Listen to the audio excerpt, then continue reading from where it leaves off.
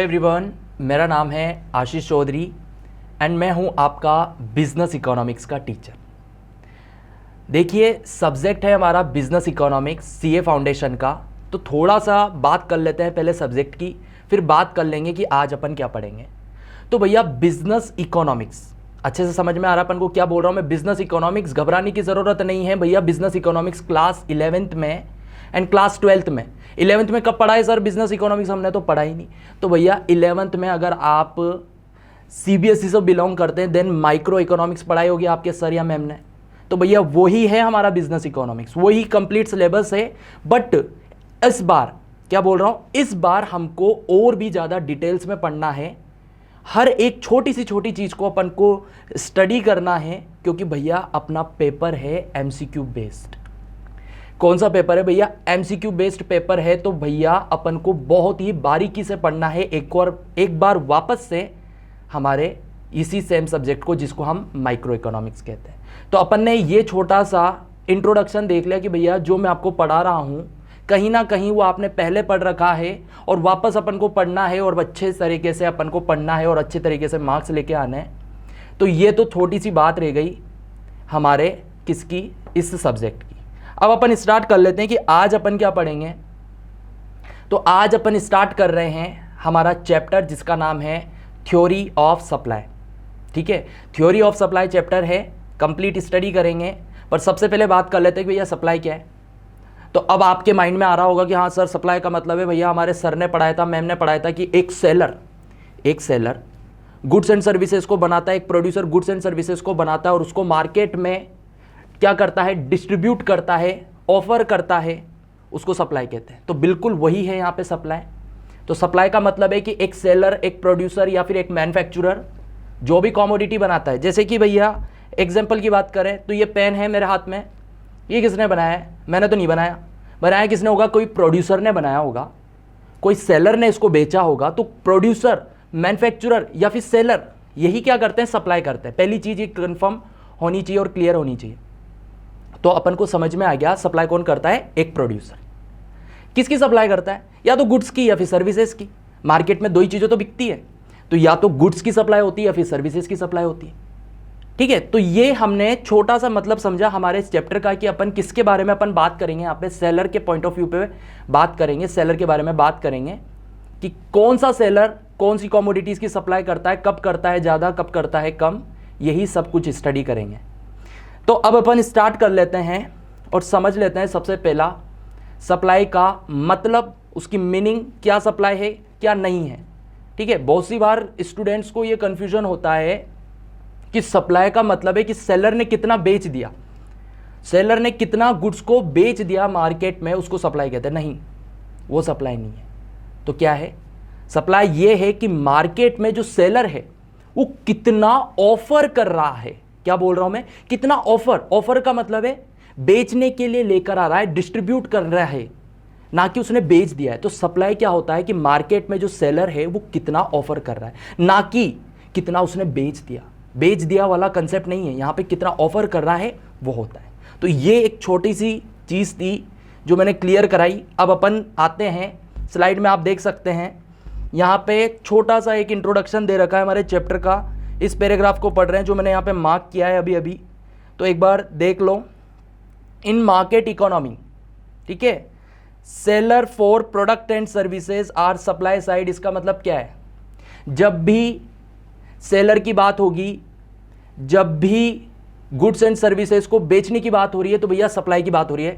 ये यहां पे बोल रखा है, as the term demand refers to the quantity of goods and services. जब भी डिमांड की बात होगी तो कंज्यूमर की बात होगी, जब भी सेलर की बात होगी तो सप्लाई की, और जब भी डिमांड की बात होगी तो कंज्यूमर की। ठीक है, तो ये यहां पे लिख रखा है। आगे पढ़ते हैं।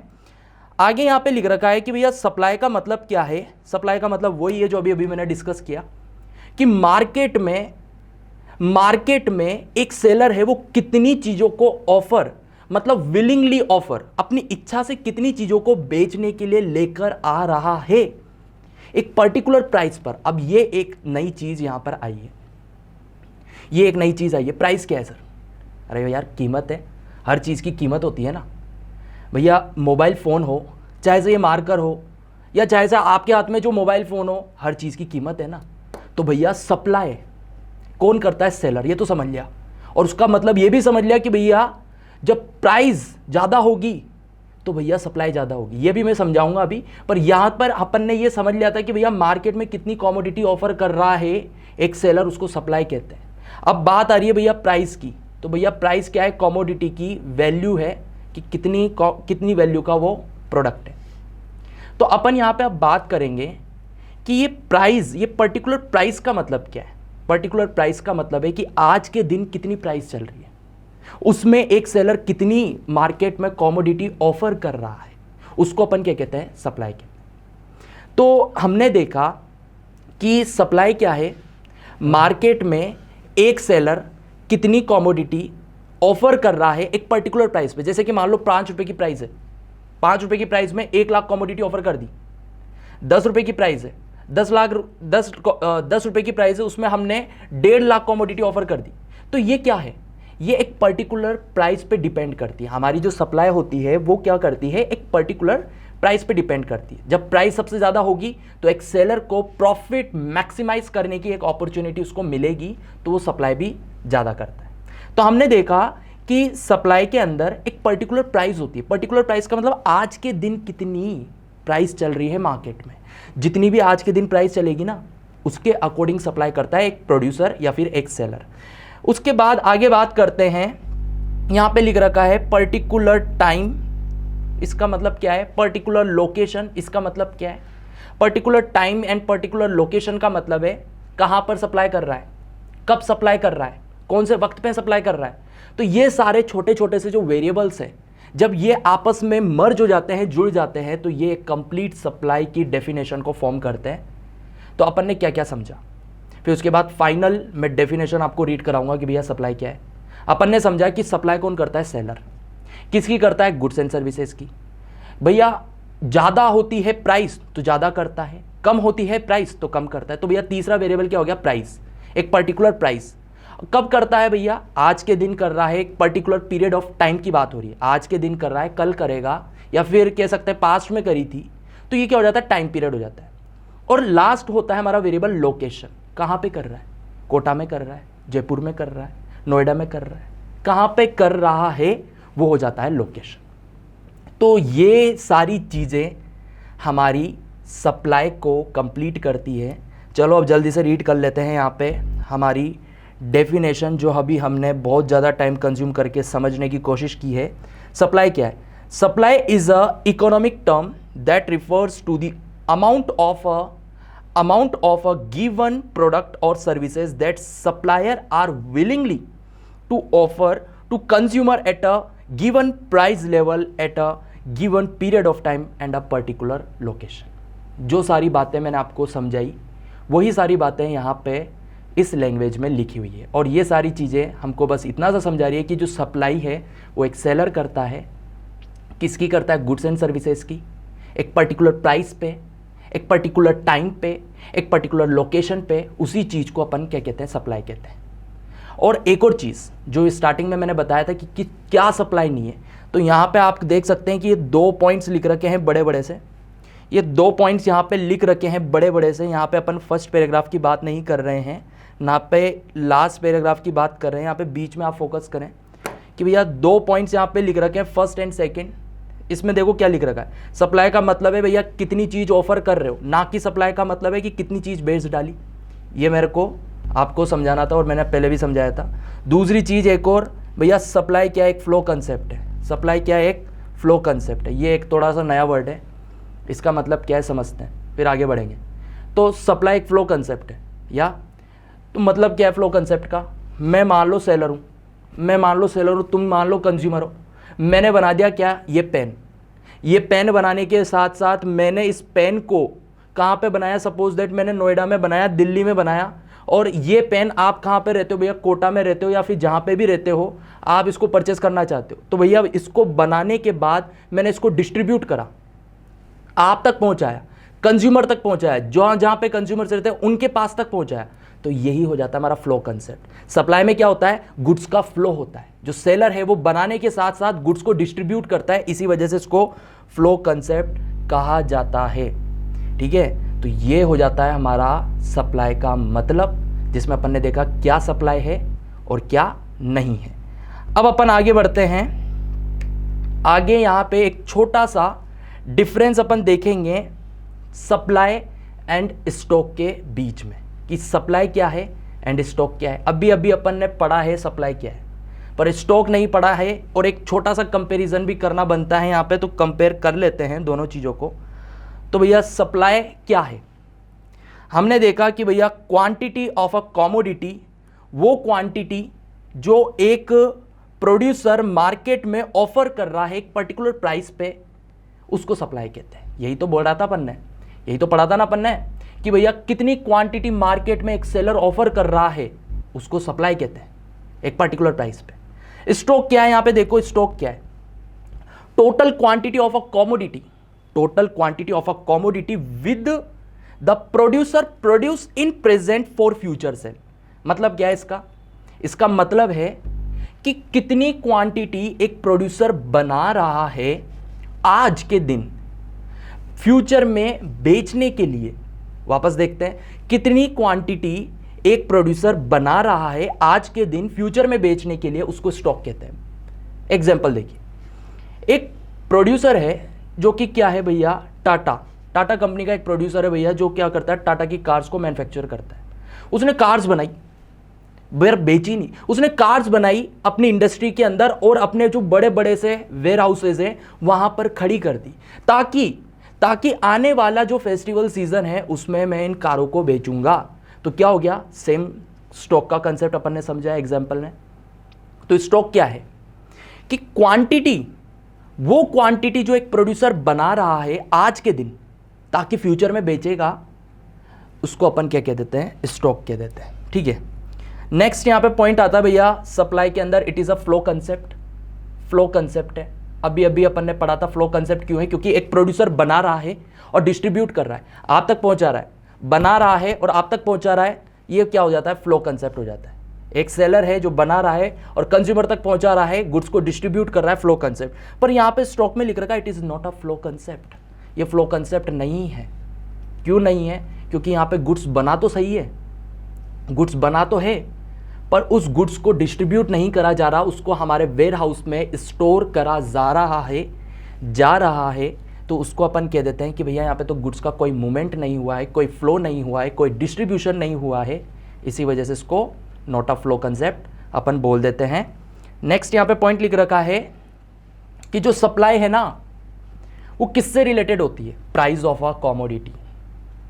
जो सप्लाई है वो किससे रिलेटेड होती है, प्राइस ऑफ अ कमोडिटी। इसका मतलब क्या है, इसका मतलब है कि जब प्राइसेस बहुत कम होगी तो कोई सेलर बेचना नहीं चाहेगा, क्योंकि भैया उसका तो प्रॉफिट डिक्लाइन हो रहा है। दूसरी चीज मान लो प्रोडक्ट हमारा तैयार हो रहा है 9 रुपीज में और प्राइस मार्केट में चल रही है 8 रुपीज, तो भैया मैं बेचूंगा क्या, नहीं बेचूंगा, मुझे तो लॉस हो रहा है ना, मेरी तो कॉस्ट ही रिकवर नहीं हो रही। तो बहुत सी बार ये दो रीजंस हो जाते हैं जिसकी वजह से प्राइस कम होती है तो सप्लाई भी कम हो जाती है, और प्राइस बढ़ती है तो सप्लाई क्यों बढ़ जाती है, क्योंकि भैया अपॉर्चुनिटी है, मैक्सिमाइज हो सकता है हमारा प्रॉफिट, ज़्यादा से ज़्यादा हम प्रॉफिट जनरेट कर सकते हैं, इस वजह से प्राइस ज़्यादा होती है तो सप्लाई भी ज़्यादा होती है। तो यहाँ पे क्या लिख रखा है, related to the price of a commodity. Supply किस पे रिलेटेड करती है, किस पे डिपेंड होती है, बहुत ज़्यादा और भी फैक्टर्स होते हैं, आगे पढ़ेंगे।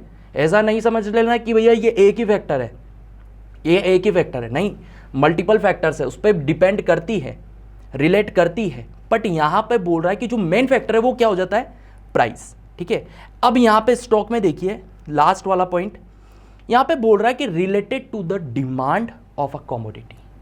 जो स्टॉक मेंटेन करता है एक प्रोड्यूसर, हमको पता है कौन प्रोड्यूसर, कि भैया जो मैन्युफैक्चरर होता है वही सेलर होता है, वही प्रोड्यूसर होता है। जो स्टॉक मेंटेन करता है वो कैसे करता है भैया, वो डिमांड फोरकास्ट करके करता है।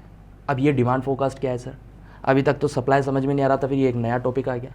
अरे तो भैया वेदर फोरकास्ट देखते होंगे, रोजाना सुबह उठते होंगे, या फिर नहीं भी देखते होंगे तो किसी ने देखा होगा या फिर कभी देखा होगा।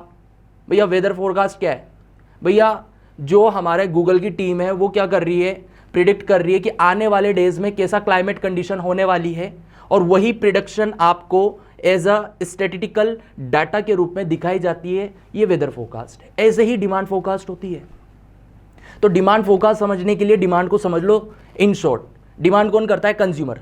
और डिमांड का मतलब है कि कितनी चीज खरीदना चाहता है, कितनी चीज खरीद ली, ये नहीं बोल रहा, कितनी चीज खरीदना चाहता है, डिमांड है। और फोरकास्ट का मतलब कि भैया फ्यूचर में एक कंज्यूमर कितनी चीज खरीदना चाहता है, इसको डिमांड फोरकास्ट कहते हैं। तो हर एक प्रोड्यूसर या फिर सेलर जो गुड्स एंड सर्विसेज को प्रोड्यूस करता है, स्टॉक मेंटेन करना चाहता है, तो वो क्या करता है? सबसे पहले वेदर फोरकास्ट नहीं करता है, डिमांड फोरकास्ट करता है। क्या करता है? डिमांड फोरकास्ट करता है। मतलब आने वाले डेज में, आने वाले मंथ्स में, आने वाले ईयर में जो सेलर हैं, सॉरी जो बायर हैं, वो कितनी कमोडिटी परचेस कर सकता है, उसका पता करना डिमांड फोरकास्ट होता है।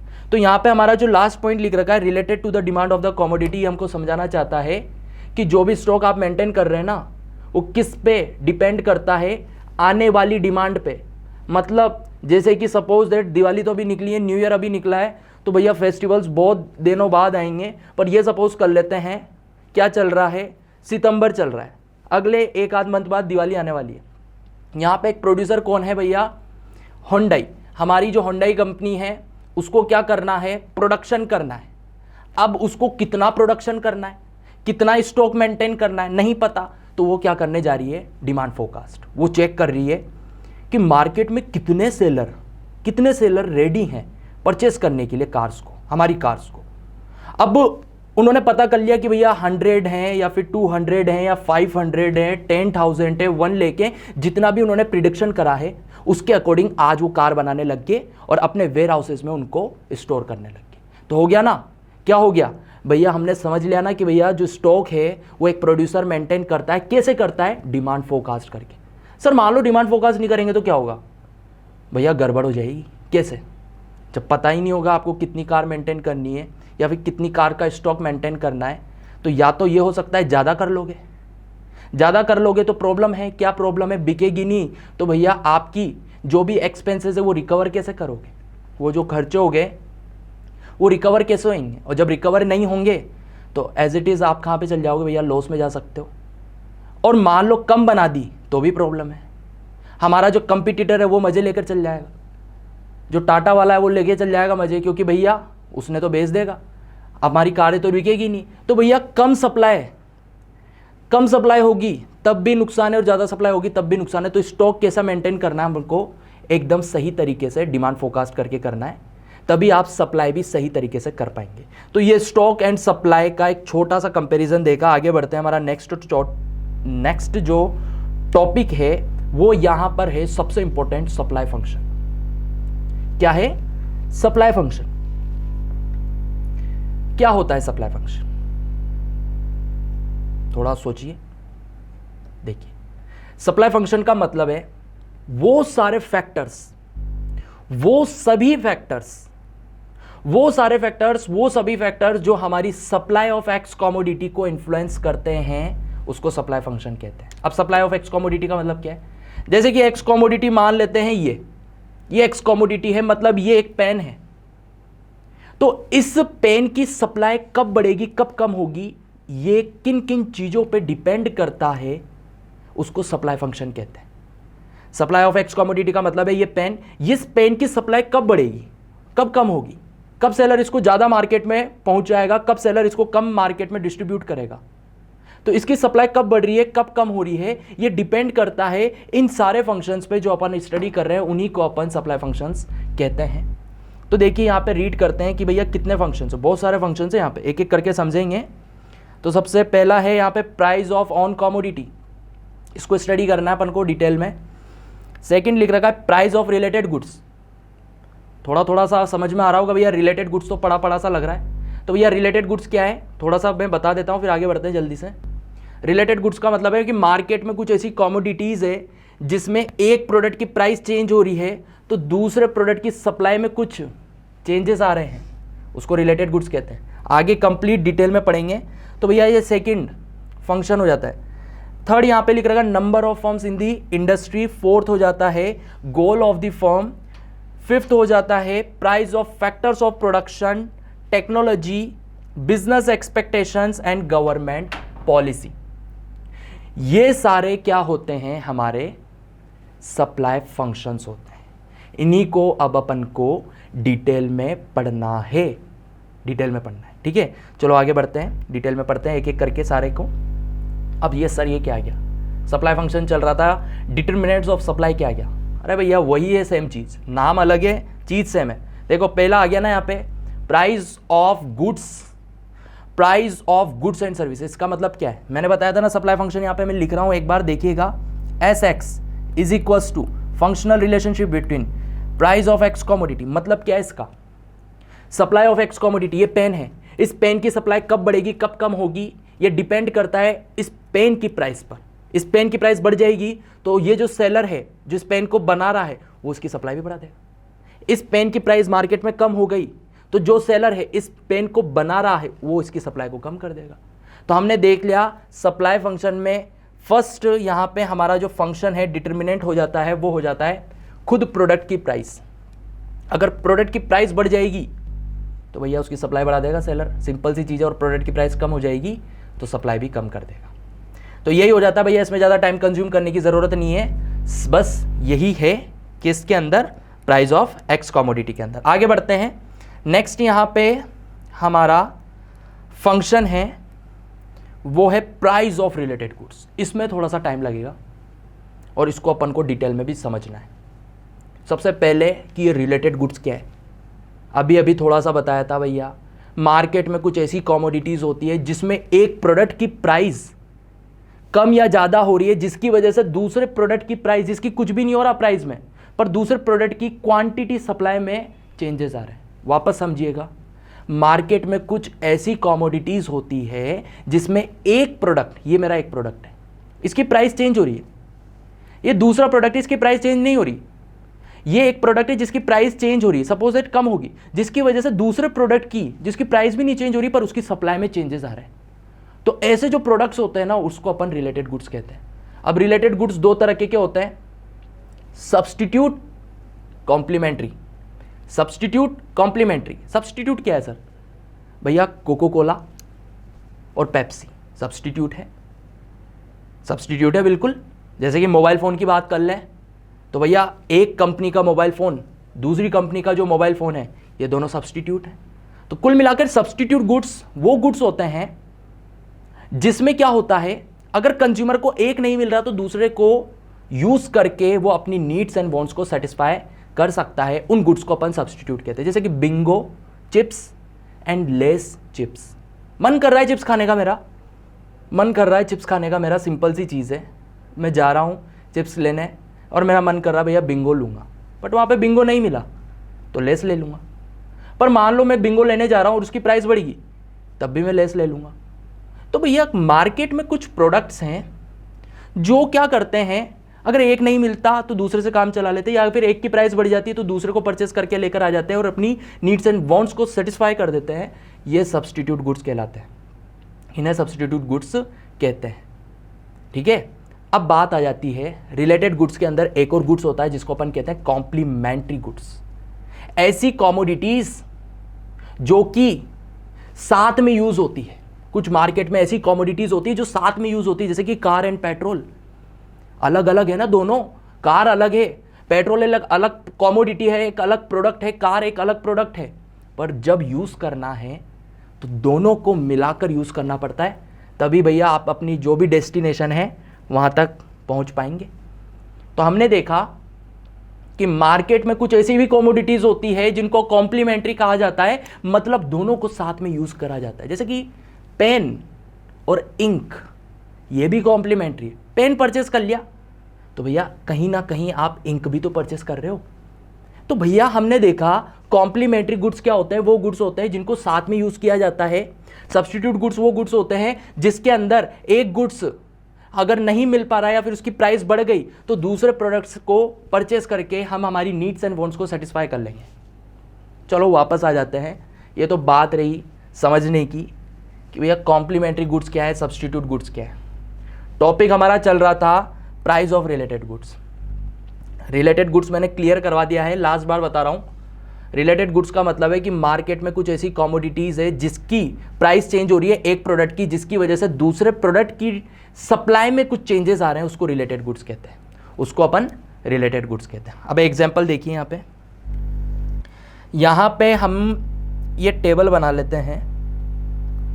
यहाँ पे हमने ये टेबल बना ली, अपन एग्जाम्पल देख रहे हैं यहाँ पे किसका, रिलेटेड गुड्स का। ठीक है, रिलेटेड गुड्स में से किस गुड्स का एग्जाम्पल देख रहे हैं भैया, सब्सटीट्यूट गुड्स का। सब्सटीट्यूट गुड्स मैंने बताया भैया, सब्सटीट्यूट गुड्स कौन से गुड्स हैं, जो अगर एक गुड्स की प्राइस बढ़ गई तो दूसरे गुड्स की भी क्या करेगा, वो सप्लाई को चेंज कर सकता है। देखते हैं कैसे चेंज करता है।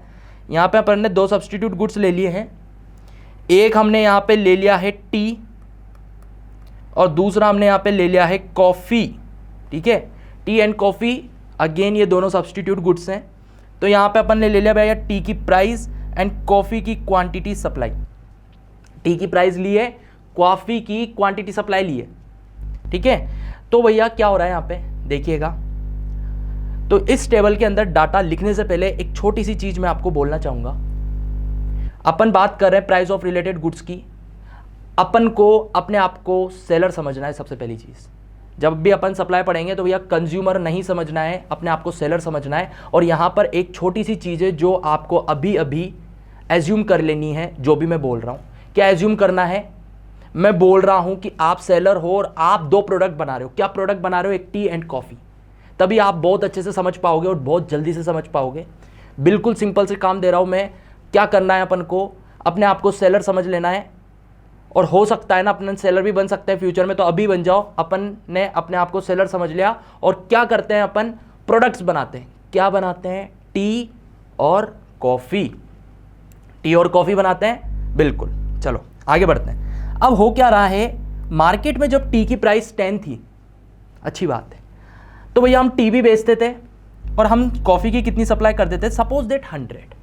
सर यहाँ पे 100 क्यों लिखा, 100 लिखना जरूरी है, लो भैया मिटा देता हूँ, 500 लिख देता हूँ, ये लो 500 लिख दिया। कुछ भी लिख सकता हूँ मैं यहाँ पे, है ना, तो कंफ्यूज नहीं होना है। अब देखिएगा, अब गौर करिएगा क्या हो रहा है। मार्केट में हम 2 प्रोडक्ट बना रहे हैं, कौन कौन से, टी एंड कॉफ़ी। मार्केट में जो प्राइस थी किसकी, हमारे फर्स्ट प्रोडक्ट टी की, वो कितनी होगी, 15। वो कितनी होगी, 15। हम 2 प्रोडक्ट बना रहे थे, टी एंड कॉफ़ी। मार्केट में हमारा जो एक प्रोडक्ट था टी, उसकी प्राइस बढ़ गई, 10 से 15 हो गई। तो देखिएगा अपन क्या कर रहे हैं, कॉफ़ी को कम बना रहे हैं। अरे सर कॉफ़ी को कम क्यों बना रहे हो यार, उसने क्या बिगाड़ा, उसको क्यों बिगाड़ रहे हो यार, क्यों बना रहे हैं कम, अब समझ में नहीं आ रहा। तो सपोज करो, मैंने अभी बताया कि आप सेलर हो, 2 प्रोडक्ट बनाते हो, एक टी है तो दूसरा कॉफ़ी है, एक टी है तो दूसरा कॉफ़ी है। हो क्या रहा था कि टी की प्राइस बढ़ते ही आपने कॉफ़ी को कम बनाया। क्यों बनाया, क्योंकि भैया टी को ज़्यादा बनाऊंगा ना, मतलब अरे मार्केट में जितने भी सेलर्स हैं ना, पूरी दुनिया में जितने भी सेलर्स हैं ना, उनके पास लिमिटेड अमाउंट ऑफ मनी होता है, उनके पास लिमिटेड अमाउंट ऑफ मनी होता है। मतलब क्या है सर इसका, मतलब इसका ये है कि अगर वो एक कमोडिटी को ज़्यादा बनाने चाहते हैं तो दूसरी कमोडिटी को सेक्रीफाइस करना पड़ता है। सेक्रीफाइस का मतलब है कम बनाना पड़ता है, तभी तो दूसरी कमोडिटी को ज़्यादा बना पाऊंगा। और यहाँ पे क्या हो रहा है, एग्जाम्पल में ये चल रहा है कि भैया टी की प्राइस बढ़ गई, 10 से 15 हो गई, तो भैया टी को ज़्यादा बनाऊंगा ना। क्यों बनाऊंगा, क्योंकि भैया वहाँ पे प्रॉफिट ज़्यादा मैं अर्न कर पाऊंगा। तो भैया मैंने यहाँ पे देखा भैया टी की प्राइस जैसे बढ़ गई तो मेरे को टी को बनाना है ज़्यादा। अब टी को ज़्यादा बनाना है तो भैया मेरे को मजबूरन मेरा जो दूसरा प्रोडक्ट है कॉफ़ी, उसका सेक्रीफाइजेशन करना पड़ेगा, कम बनाऊंगा। कम क्यों बनाऊंगा, क्योंकि मुझे टी को ज़्यादा बनाना है। टी को ज़्यादा क्यों बनाना है, क्योंकि महंगा वो बिक रहा है, मैं प्रॉफिट वहाँ पर ज़्यादा अर्न कर सकता हूँ। तो यही है भैया हमारा प्राइस ऑफ रिलेटेड गुड्स, जो बहुत ही हमारा कॉम्प्लिकेटेड फंक्शन होता है। सारे बच्चे स्किप कर देते हैं, पर अपन ने थोड़ा मेहनत करी है, समझने की कोशिश करी और अपन ने भैया फाइनली इसको समझ भी लिया है। इसी का जस्ट अपोजिट हो सकता है। क्या अपोजिट हो सकता है, देखिएगा। सपोज दैट मैं यहाँ पे अब टी की प्राइस कम कर रहा हूँ, कितनी कर रहा हूँ, 10 से 5 कर रहा हूँ। हो सकती है ना यार, हो सकती है, 10 से 5 कर रहा हूँ।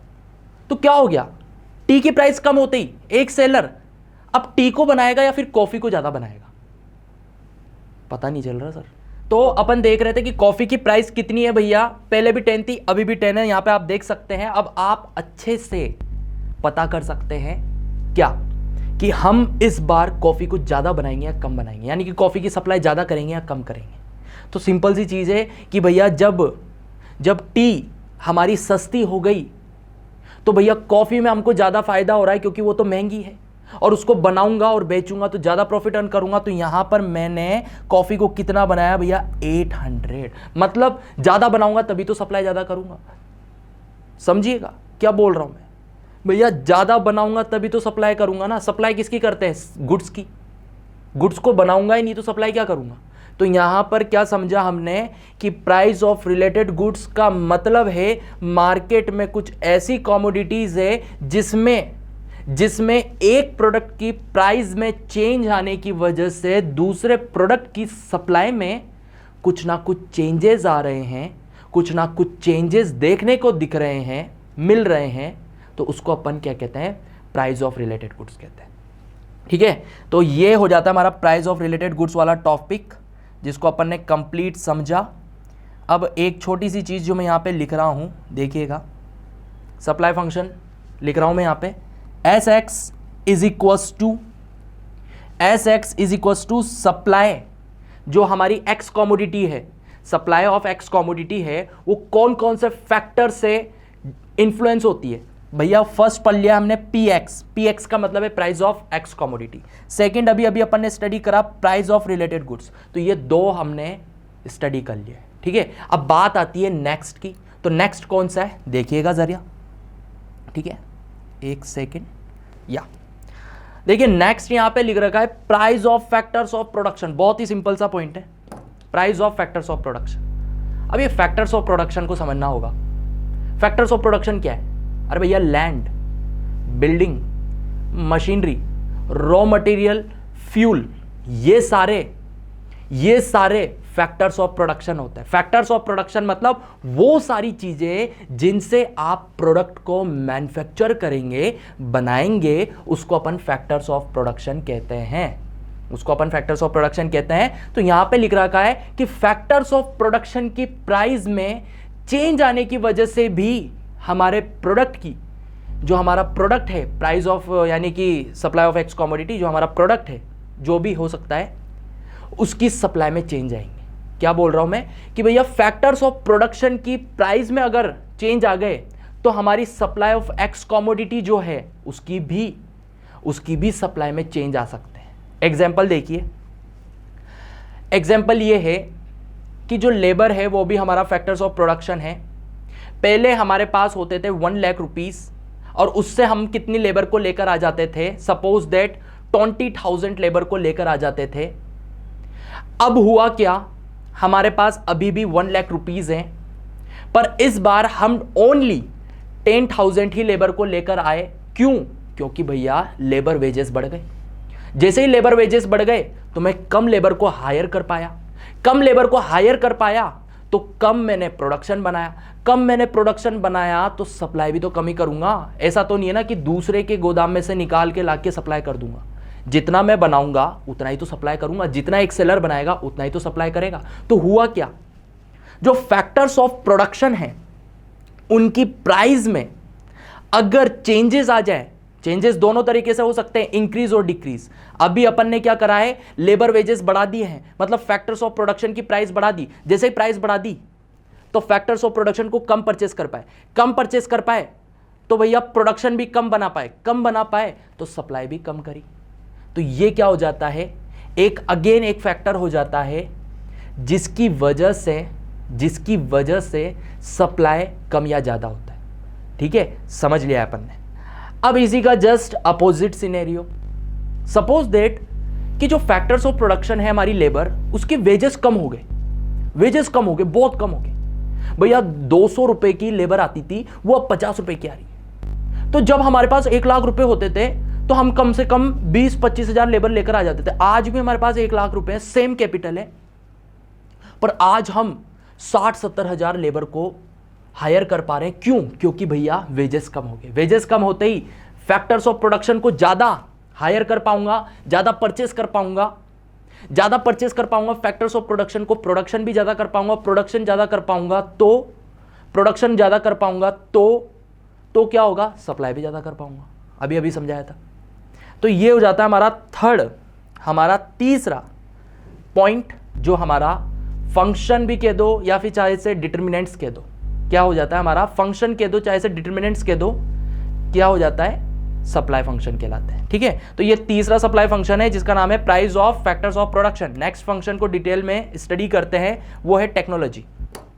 टेक्नोलॉजी का क्या है भैया, जितनी भी कॉमोडिटी एक कंपनी बनाती है किससे बनाती है, मशीन से। मशीन क्या है, टेक्नोलॉजी है। चलो एक एग्जांपल देखते हैं। एक कंपनी है, उस कंपनी का प्रोडक्ट आपने खाया होगा डेफिनेटली, हल्दीराम। हल्दीराम की एक कंपनी है, आज स्टार्ट नहीं हुई है, 2 साल पहले भी स्टार्ट नहीं हुई थी, 10 साल पहले भी स्टार्ट नहीं हुई थी, बहुत साल हो गए उसको, बहुत साल हो गए। तो कम से कम 70-80 साल पुरानी कंपनी है एक हल्दीराम। स्टडी करना भैया कितने साल पुरानी है, बताना मेरे को भी कभी। तो भैया अपन ने देखा कि एक कंपनी है जिसका नाम है हल्दीराम, बहुत पुरानी है। अब बहुत पुरानी होगी तो भैया उस टाइम उसने क्या परचेस करे होंगे, मशीन परचेस करी होगी, टेक्नोलॉजी परचेस करी होगी प्रोडक्शन करने के लिए। अब प्रोडक्शन करने के लिए उसने टेक्नोलॉजी परचेस करी होगी। आज चल रहा है 2021, तो भैया वो टेक्नोलॉजी धीरे धीरे धीरे धीरे धीरे, वो मशीन धीरे धीरे धीरे धीरे धीरे क्या होगी भैया, डेप्रिशिएट होगी, मतलब उसकी एफिशिएंसी डाउन होगी, क्योंकि उस पर वर्क कर रहे हो, उसको यूज़ कर रहे हो, तो उसकी परफॉर्मेंस डाउन होगी, वो ज़्यादा अच्छी तरीके से प्रोडक्शन नहीं कर पाएगी। तो हमने देखा कि अगर अपन टेक्नोलॉजी को चेंज नहीं करते हैं, सेम टेक्नोलॉजी को कंटिन्यूसली यूज़ करते हैं, तो क्या होता है टाइम के साथ साथ जो टेक्नोलॉजी है, जो मशीन है, वो अपने प्रोडक्शन को कम कर देती है, और कम प्रोडक्शन कर देगी तो अगेन सप्लाई भी कम हो जाएगी, अगेन सप्लाई भी कम हो जाएगी। और इसी का जस्ट अपोजिट सिनेरियो, इसी का जस्ट अपोजिट, हमारे पास एक मशीन थी जो हमने 1950s में ली थी और आज चल रहा है 2021, और आज हमने एक डिसीजन ले लिया भैया मशीन को रिप्लेस करूंगा। जापान से बात करी और वहां से अपन एक मशीन को इंपोर्ट कर लाए। क्या कर लाए, इंपोर्ट करवा लाए, मंगवा लाए। नई मशीन है, क्या करेगी, प्रोडक्शन अच्छे से करेगी, बल्कि ज्यादा करेगी, डबल करेगी, क्या पता ट्रिपल कर ले। तो कह सकते हैं जैसे ही हमने हमारी मशीन को, टेक्नोलॉजी को अपडेट कर लिया, पुरानी मशीन को रिप्लेस कर दिया, नई मशीन लेकर आ गए, तो क्या होगा, प्रोडक्शन जो है वो ज्यादा होगा, और प्रोडक्शन ज्यादा होगा तो सप्लाई भी ज्यादा होगी, क्योंकि जितना बनाओगे उतना ही तो सप्लाई करोगे, तो प्रोडक्शन ज्यादा तो सप्लाई ज्यादा। ये हमारा फोर्थ फंक्शन हो जाता है। फिफ्थ यहां पे लिख रखा है भैया गवर्नमेंट पॉलिसी। गवर्नमेंट पॉलिसी क्या है, ये गवर्नमेंट पॉलिसी गवर्नमेंट के जो सब्सिडीज हैं, गवर्नमेंट के जो टैक्सेस हैं जैसे कि जीएसटी, ये सब गवर्नमेंट पॉलिसीज के अंदर आ जाता है। तो गवर्नमेंट भी कहीं ना कहीं हमारे प्रोडक्ट की सप्लाई को इन्फ्लुएंस करती है। कैसे करती है, एग्जाम्पल देखिए जीएसटी का। जीएसटी जिसको अपन गुड्स एंड सर्विस टैक्स कहते हैं, सपोज दैट गवर्नमेंट ने कर रखा है कितना, 18%। अच्छी बात है। अब एक प्रोड्यूसर जो गुड्स को बनाता है, सप्लाई करता है, तो बनाने से पहले भैया रॉ मटेरियल परचेस करके लाता होगा बेचारा कहीं ना कहीं से, तो वो रॉ मटेरियल पे क्या जीएसटी नहीं लगेगा, लगेगा भैया, उस पर भी लगेगा। कितना परसेंट जीएसटी लगा, 18%। तो 18% जीएसटी लगने के बाद कितना रॉ मटेरियल लेकर आ गया आप अपनी ऑर्गेनाइजेशन के अंदर, अपनी कंपनी के अंदर, 50 टन। कितना, 50 टन जीएसटी लगा, 18% पेमेंट किया, 50 टन क्वांटिटी में रॉ मटेरियल लेकर आ गई। कितना प्रोडक्ट बना लिया, 50,000 करोड़। इतना सारा बना लिया भैया, 50 टन से 15,000 करोड़ बना लिया। इतना प्रोडक्ट बना लिया और सप्लाई कर दी कितनी, 50,000 करोड़ की ही, अगेन द सेम। अब हुआ क्या, गवर्नमेंट ने देखा भैया पेंडेमिक सिचुएशन चल रही थी पिछले कुछ महीनों से, अभी थोड़ा थोड़ा ठीक होने लगा है, फिर वापस बिगड़ेगा, पता नहीं क्या होगा। तो यहां पे गवर्नमेंट ने देखा भैया थोड़ी इकोनॉमी को डेवलप करने के लिए, वापस से एक तरीके से सब कुछ नॉर्मल लाने के लिए हमको भैया टैक्सेशन के अंदर कुछ चेंजेस करने पड़ेंगे, और उन्होंने अपनी जीएसटी को 18% से 25% कर दिया। या उन्होंने जो भी डिसीजन लिया होगा पार्लियामेंट में, पर उन्होंने 18 से 25 कर दिया। इतना सा अपन को मान लेना है अभी, और मान लिया अपन ने। अब हुआ क्या, इसका इफेक्ट क्या आया, जब एक प्रोड्यूसर फैक्टर्स ऑफ प्रोडक्शन को परचेस करने गया, अगेन रॉ मटेरियल, उसके पास पैसा तो लिमिटेड है ना भैया, मैंने बताया था भैया पैसा तो लिमिटेड है, पहले भी पैसा लिमिटेड था, अभी भी पैसा लिमिटेड है। उसी लिमिटेड पैसे में जब 25% जीएसटी हो गया, तो वो कितने रॉ मटेरियल को परचेस करके लाया, ओनली 20 टन। 20 टन। उसका पर्पस ये नहीं था कि मैं 20 टन परचेस करके लाऊंगा, उसका तो यही पर्पस था कि भैया मैं तो 50 टन लेकर आऊंगा, पिछले साल जितना पैसा था उसी साल इस साल भी मेरे पास उतना ही पैसा है। पर हुआ क्या, हम परचेस कम क्यों कर पाए, क्योंकि भैया जीएसटी लग गया। तो जीएसटी लगने की वजह से जो प्राइस है वो ज़्यादा होगी फैक्टर्स ऑफ प्रोडक्शन की, और उसकी वजह से एक प्रोड्यूसर कम परचेस करके लाया प्रोडक्ट्स को, जो भी फैक्टर्स ऑफ प्रोडक्शन है, जो भी रॉ मटेरियल वगैरह है उनको, अब कम लेकर आया तो भैया सप्लाई भी कम करी, कम लेकर आया तो सप्लाई भी कम करी। क्यों कम करी, क्योंकि कम बनाया, और कम बनाया तो सप्लाई भी कम करी। तो ये हो जाता भैया हमारा गवर्नमेंट पॉलिसी, जो कहता है ये कि गवर्नमेंट भी कहीं ना कहीं कुछ काम करके, अपने टैक्सेशन के अंदर चेंजेस करके, अपनी सब्सिडीज के अंदर इंक्रीमेंट या डिक्रीमेंट करके, कुछ चेंजेस करके क्या कर देता है, सप्लाई ऑफ एक्स कमोडिटी को इन्फ्लुएंस करता है पॉजिटिवली या नेगेटिवली। तो ये हो जाता है हमारा एक और फंक्शन, किसका, एक और फंक्शन हो जाता है सप्लाई ऑफ एक्स कमोडिटी का। तो अभी तक अपन ने 5 फंक्शंस पढ़े हैं। ये पांचों फंक्शन क्या समझाना चाहते हैं सर, फाइनल में बात बता देता हूँ। ये पांचों फंक्शन हमको समझाना चाहते हैं कि एक प्रोडक्ट की जो सप्लाई है वो कब बढ़ती है, कब कम होती है, क्या क्या रीजंस होते हैं। ये 5 रीजन होते हैं। पहला प्राइस, दूसरा प्राइस ऑफ रिलेटेड गुड्स, दूसरे प्रोडक्ट की प्राइस, हमारे प्रोडक्ट की प्राइस नहीं, दूसरे प्रोडक्ट की प्राइस, हमारा जो दूसरा प्रोडक्ट है उसकी प्राइस। अपन बना रहे थे ना टी एंड कॉफ़ी, हमारे कॉफ़ी की सप्लाई क्यों चेंज हुई थी, क्योंकि टी की प्राइस में चेंज हो रहा था, प्राइस ऑफ रिलेटेड गुड्स। तीसरा क्या, टेक्नोलॉजी। फोर्थ क्या भैया, हमारा अभी अभी पढ़ा गवर्नमेंट पॉलिसी। उसी के साथ साथ एक और हमने पढ़ा था price of factors of production. तो ये सारी चीजें हो जाती है जो हमारी सप्लाई ऑफ एक्स कमोडिटी को चेंज करती है। Okay, bye bye.